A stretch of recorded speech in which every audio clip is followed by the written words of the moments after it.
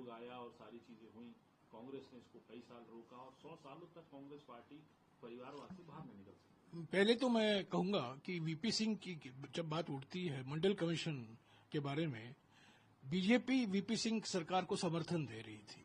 जब वीपी सिंह जी ने अगस्त 1999 को मंडल आयोग की सिफारिशों को लागू करने के लिए एक घोषणा की, तब बीजेपी ने समर्थन वापस ले लिया और मंडल से मुकाबला करने के लिए कमंडल अभियान शुरू किया।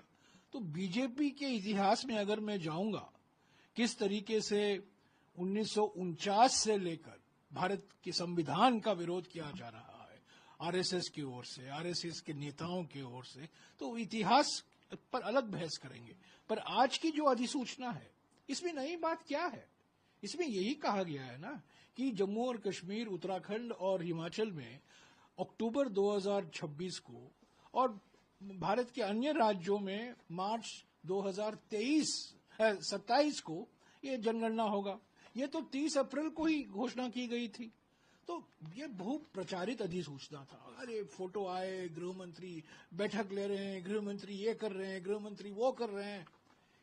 अंत में क्या निकला? यही जो 30 अप्रैल 2025 को आपने घोषणा की थी, वही तो आपने दोहराया है। इसमें कोई नई बात नहीं है और इसमें सिर्फ जनगणना की बात है, जाति जनगणना नहीं है। तो क्या हमारे जो पलटी मास्टर हैं, हमारे पीएम हैं, क्या एक और बार अपना उन्होंने मन बदल लिया है? क्यों इस अधिसूचना में कास्ट को लेकर, जाति को लेकर इसका कोई जिक्र नहीं किया गया? हालांकि 30 अप्रैल को घोषणा की गई थी। मैं बताता हूं, देखिए 28 अप्रैल 2024 को प्रधानमंत्री कहते हैं जो लोग जाति जनगणना की बात करते हैं वो अर्बन नक्सल के सोच हैं। कांग्रेस नेताओं को अर्बन नक्सल उन्होंने कहा।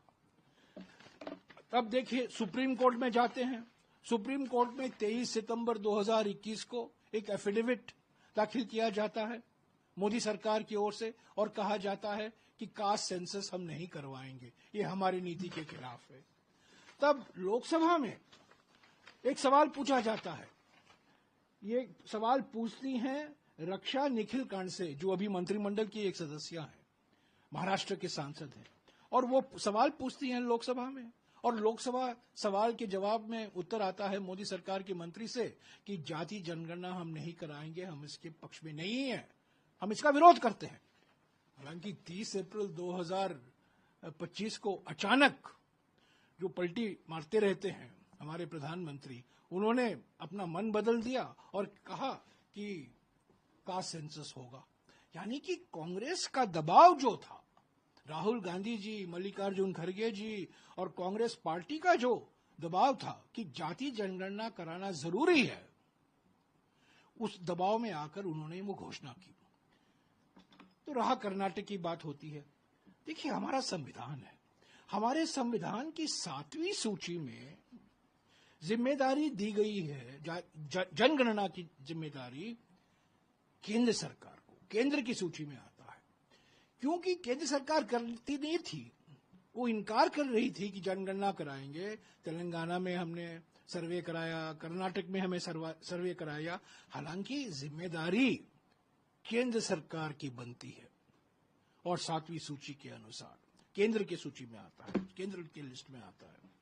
तो हमारा सवाल यही है कि जो तेलंगाना मॉडल है, तेलंगाना में न केवल जाति गिनती हो रही है, पर जाति की जो सामाजिक और आर्थिक जो स्थिति है उस पर भी जानकारी हासिल की जा रही है।